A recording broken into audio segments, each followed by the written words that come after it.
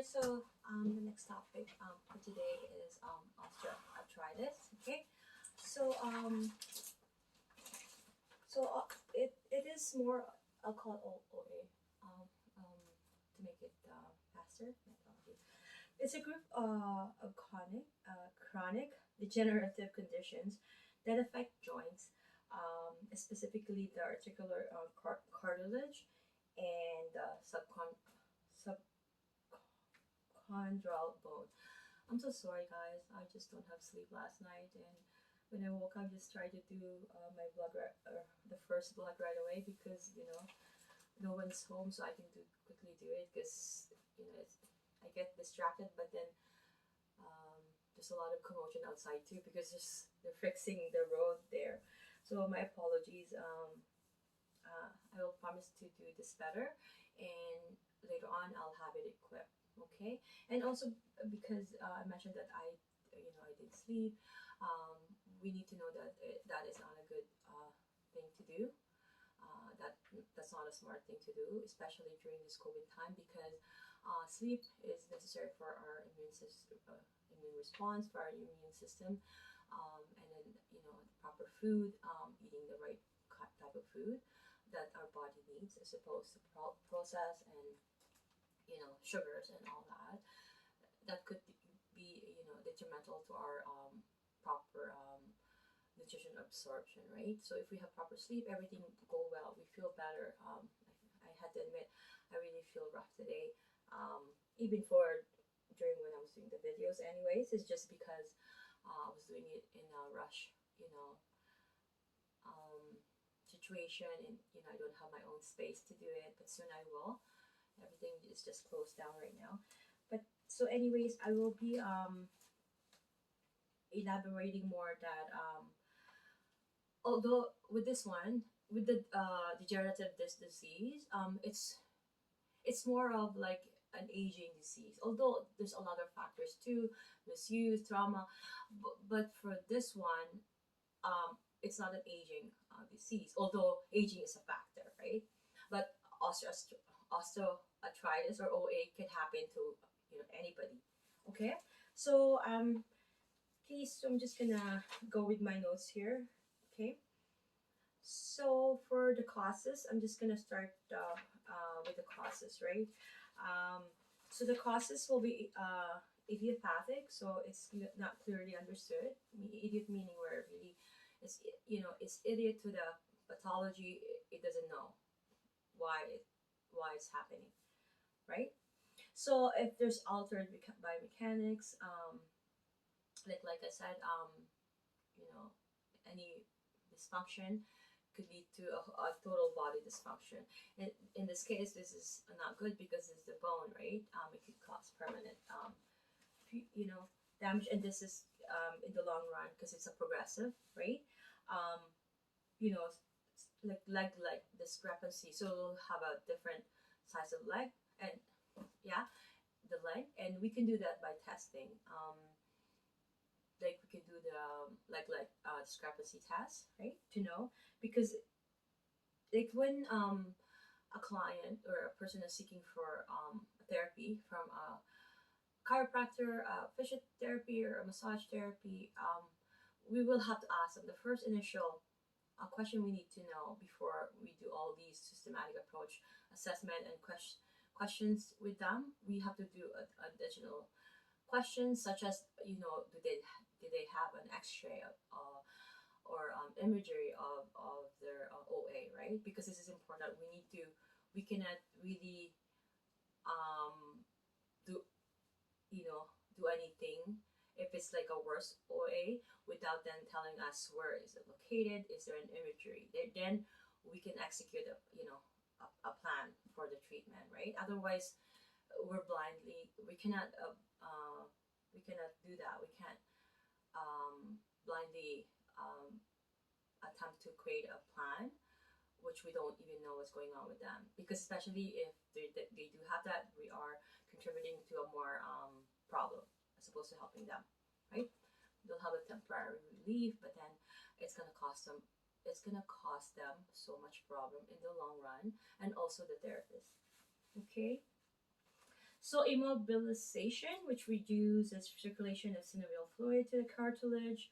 So when a joint is immobilized for a long period of time, it's going to cause a lot of the the fluid that making it smooth. Let's say for the GH joint, there's that fluid, right, that makes sure that the our sixth motion in each plane will be done in a very synchronized pattern, synchronically, like in a synchronous way, right? Otherwise, it's gonna cause commotion, right, in the whole joint itself, right? So that fluid, right, it really softens up, and then but it's also nutrients, right, for for the cartilage. Okay, so it's called that fluid is called synovial fluid. Okay, so if overuse is always an issue for any OA, um, you know, same way too with degenerative disease, right? Um, so if anybody who has diabetes or any RA, rheumatoid arthritis, um, usually they'll have or they'll eventually have OA because of the nature of the pathology. Then OA will be a secondary.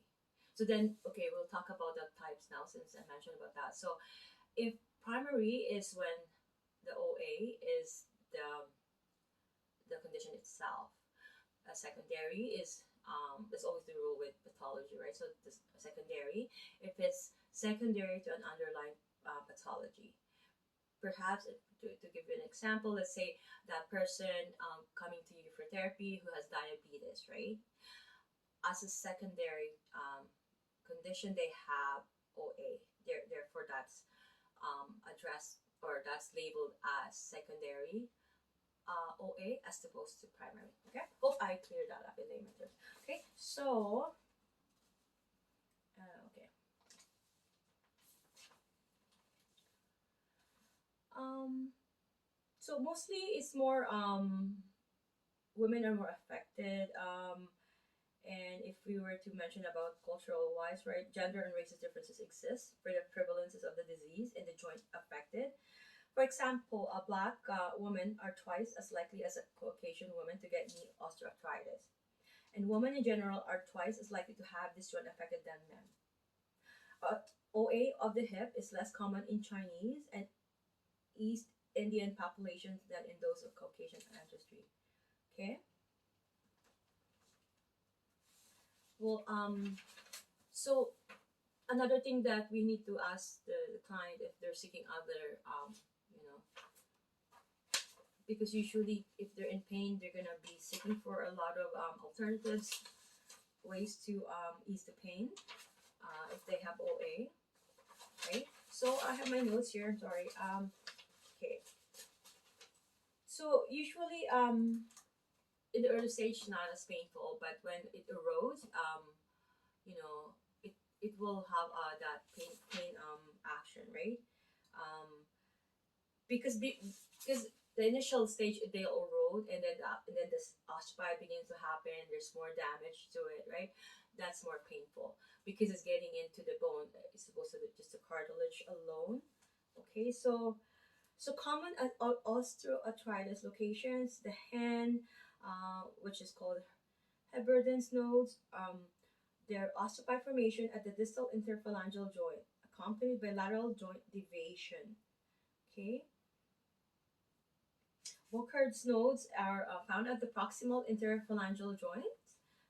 The trapezioscapular joint is also commonly affected. In the spine, right, the intervertebral disc, vertebrae, and facet joints of L4 to L5, C4 to C7, and the upper thoracic, right? In the hip, pain has insidious onset. Apologize again, I'm trying to rush. Internal rotation and extension are reduced. So, internal rotation for the hip, internal rotation and extension are reduced. So they will walk with a limp if if internal rotation and extension is reduced, right? So they need to address that immediately. Um, in the knee, pain is local to the joint and worse on the climbing or standing. Synovitis may occur in the early stage, and crepitus is present on any, we feel that when we do the range of motion testing for active and passive, we feel it feels crepitus usually. Um, so we need to, chart those. Okay, so the CI, obviously, it's always a rule to avoid heat on any acute inflammation. We're not going to do that because heat on heat, it's already inflamed, it's already engorged, blood is already flowing, and that's needed. Yes, we know we don't want to put heat, or we can rather put ice. Okay, so for physiotherapists, we cannot give exercise them if there's if there's an issue of an osteophyte going on, especially in the spine. So we have to be careful, and doing any overpressure or anything, we have to be careful. Okay. We're gonna have to make sure that we're gonna differentiate the sources of um, the pain of the joint, right? So either it's a bursitis or a trigger point, tendonitis, or a facet joint irritation, or space occupying lesions, right? Such as disc herniation or osteophyte, as is that, right? So I'm gonna mention quickly the testing, right, for it, so we don't forget that because it's important. So the straight leg raise, an upper limb tension test is always good to use for to know if they because if there's any trouble pain, there's any new nerve root compression, space occupying lesions, weakness, is present in any muscle involved, we have to address it. So we're gonna do a lot of active resistant testing to test all the muscles. We're gonna do a lot of active and passive motion with them, and we can do the camps, the Kernigs, and also the SLR straight leg test. That's always, like I said, we need to do that. And if it's in the upper area, we have to do the vertebral to be on the safe side, spurling and maximal compression if it's needed. But again, we don't want to do too many. So if there's you're gonna be doing a lot of testing in the neck, we should avoid doing all, right. We have to make sure that we're picking the right one. Okay. So that CAMS test is always a good factor, and I believe that I have tackled everything here. So now I'm going to be talking quickly about hypomobility and hypermobility, okay? And then I'll go into circulatory conditions. Thank you.